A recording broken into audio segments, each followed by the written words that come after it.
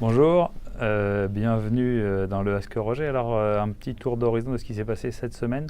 Grosso modo, les marchés actions ont consolidé sous l'effet cumulé de la hausse des taux, à la fois aux États-Unis, pour des raisons de prise de position de la Banque centrale qui a estimé qu'elle devrait sans doute plus relever ses taux qu'elle ne l'avait fait jusqu'à présent, et puis sur les tensions qui ont continué sur les taux italiens, avec un 10 ans italien qui a atteint de nouveaux sommets sur des questions autour cette fois du déficit budgétaire.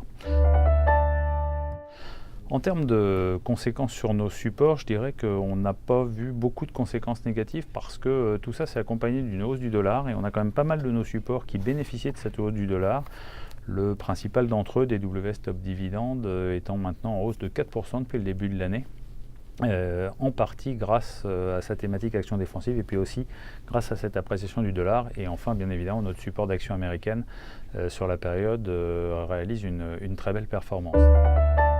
Alors pour la semaine à venir, on va rester sur des risques politiques avec toujours le suivi de ce qui se passe en Italie, avec les discussions également autour du Brexit, où la plupart des acteurs ne s'attendent pas à une sortie catastrophique, mais voudraient connaître le type d'accord qui sera finalement décidé.